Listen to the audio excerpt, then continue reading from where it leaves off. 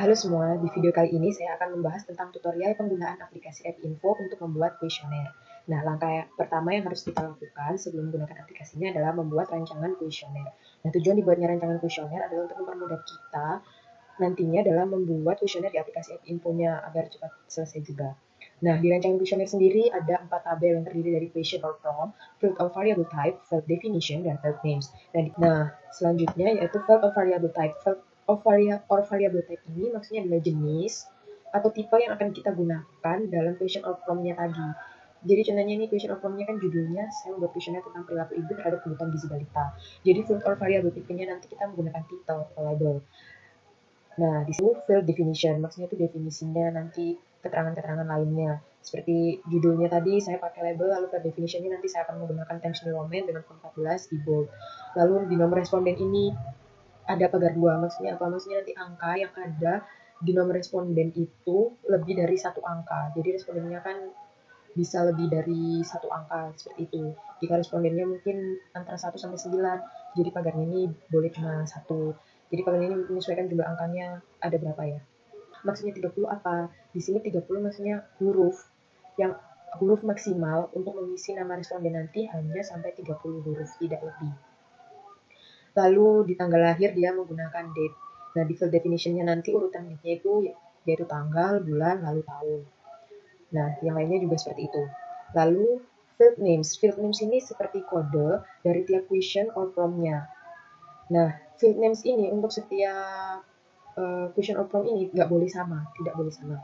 Jadi kalau di judul saya sudah memberikan kode atau field names-nya label 1, nanti di identitas saya tidak boleh dan tidak bisa menulis label 1, jadi saya harus menulis label 2. Lalu di rancangan kuesioner di sini juga ada rumus. Oh ya, field names ini juga berguna nanti saat kita memasukkan rumus. Jadi kita memasukkan rumus dengan kode-kode yang ada tadi. Nah, rumus ini fungsinya untuk apa? Untuk memudahkan kita nanti dalam menganalisis datanya. Jadi contoh rumusnya di sini ada rumus tanggal lahir, yaitu assign age sama dengan years dalam kurung db system date tutup kurung. Jadi maksudnya saat responden kita mengisi tanggal lahir, nanti di kolom umur atau usia otomatis terisi usianya, jadi responden tidak perlu mengisi lagi. Lalu nanti juga ada rumus untuk penilaian pengetahuan, yaitu view, check order, pp. pp ini field names dari penilaian pengetahuan. Lalu assign np, np ini nilai pengetahuan.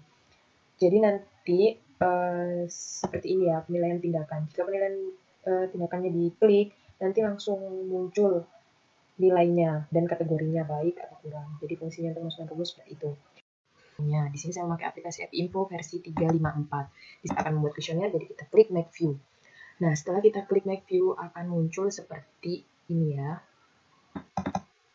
Nah, setelah muncul seperti ini, lalu kita klik File, lalu karena kita akan membuat kuesioner baru, kita klik New.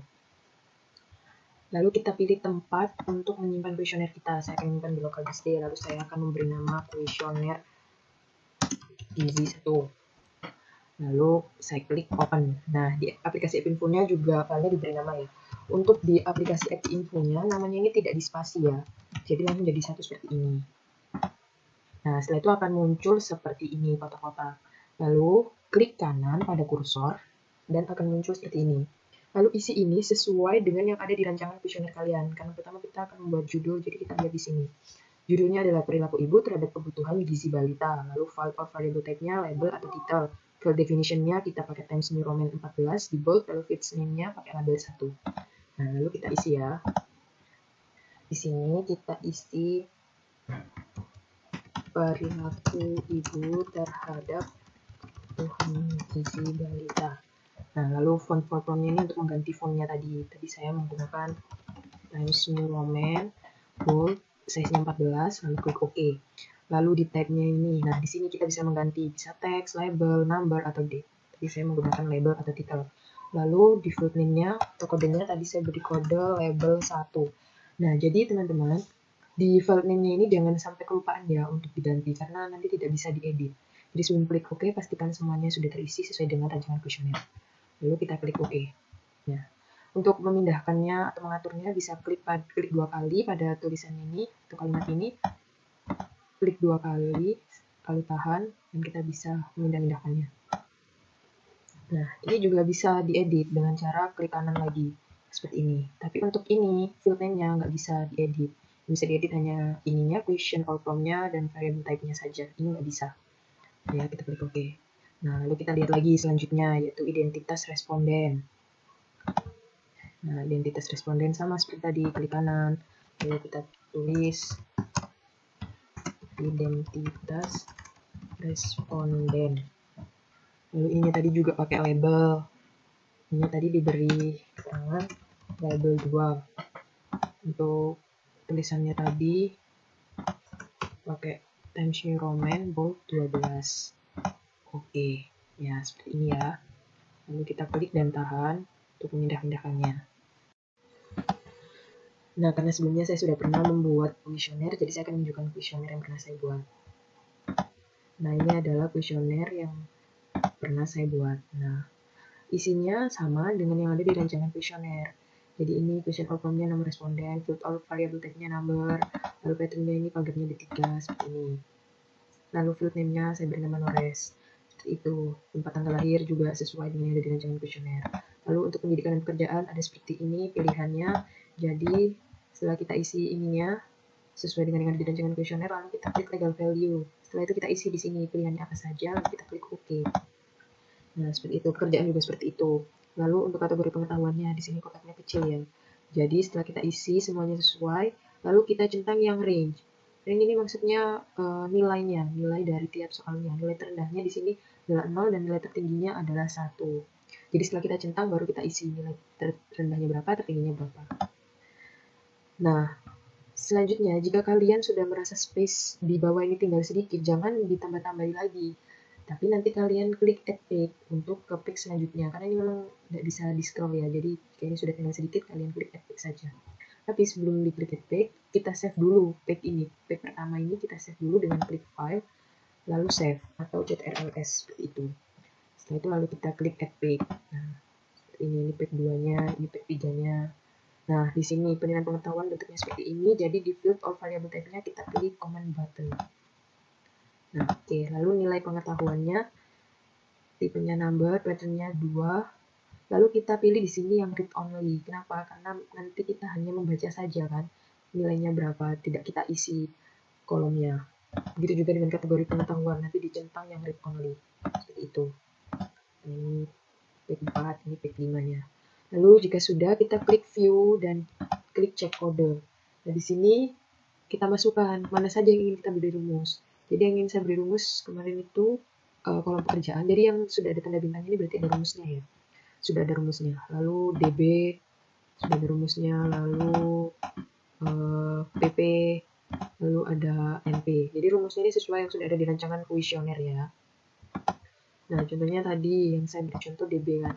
Nah, setelah kalian klik DB, lalu kalian tulis di sini, kalian ketik rumusnya. Jangan dikopas dari rancangan kuesioner rumusnya, tapi harus kalian ketik sendiri. Jadi di sini bisa diketik ya rumusnya. Yours, seperti itu. Nah, setelah kalian ketik, kalian klik save. Nah, jika kalian klik save, lalu warnanya tetap biru, berarti rumus kalian sudah benar. Tapi apabila kalian klik save, lalu ada yang berwarna merah katanya atau kalimatnya, maka rumus kalian berarti ada yang salah. Jadi kalian harus mencari tahu salahnya dari mana. Nah, setelah kita klik save, lalu kita klik OK. Nah, setelah kita sudah membuat kuesioner di Mapview tadi, sekarang kita mencoba untuk memasukkan datanya di enter data ya. Lalu kita pilih file. Lalu di sini ada ya, lalu saya klik.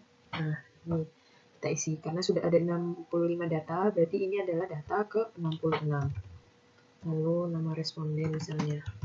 Tempat tanggal lahir misalnya 12/5 tahun 1991. Lalu setelah kita enter, langsung akan muncul di sini usia ibunya, karena kita tadi sudah memasukkan rumus ya. Dan selanjutnya itu tinggal klik enter saja. Nah, di sini pendidikan kita pilih diploma, lalu pekerjaan bisa kita pilih PNS swasta. Nah, jika kita klik lainnya, maka otomatis langsung pindah ke sini. Misalnya dokter. Ini karena sudah kita masukkan rumus. Lalu kita enter, misalnya 2 tahun. Lalu kita mengisi pengetahuannya. Misalnya kita isi 1.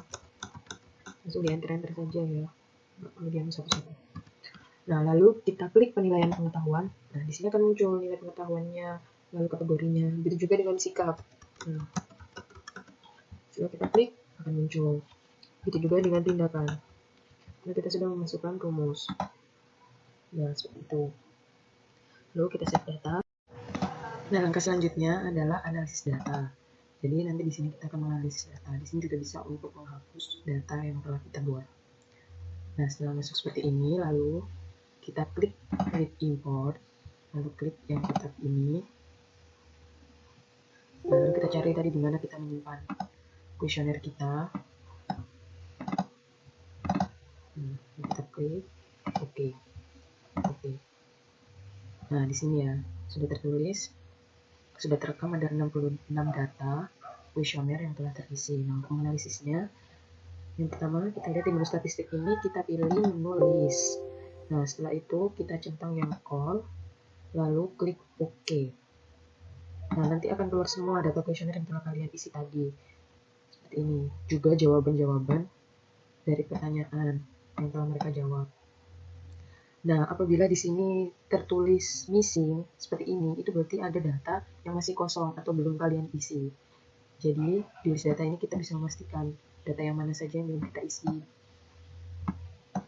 Dan ada berapa data yang telah masuk. Nah, seperti ini.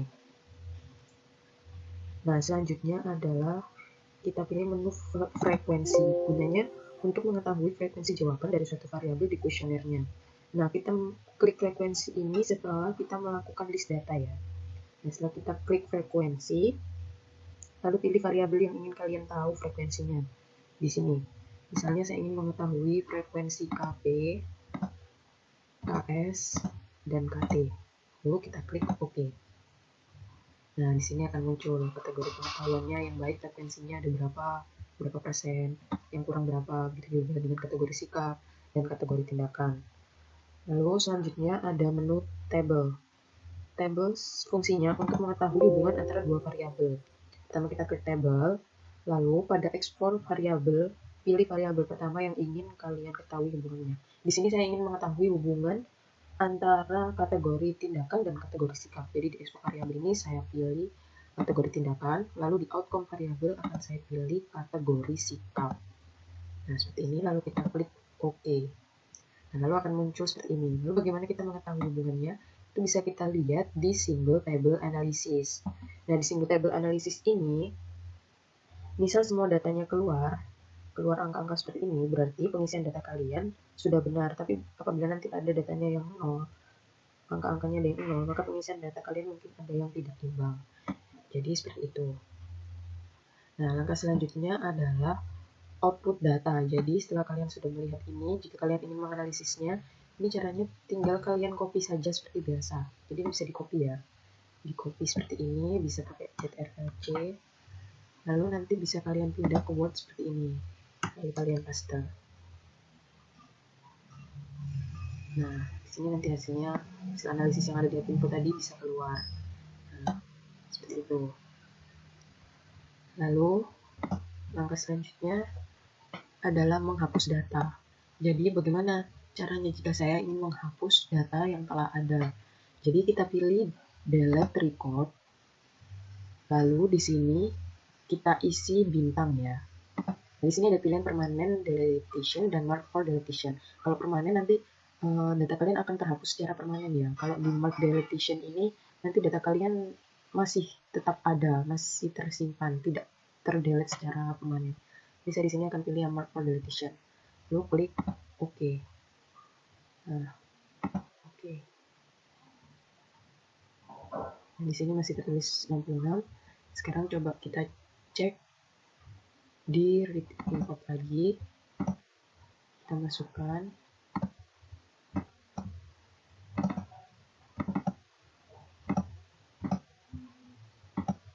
Nah, kita bisa lihat ya, datanya sudah terhapus. Seperti ini. Kita juga bisa melihatnya nanti di enter data.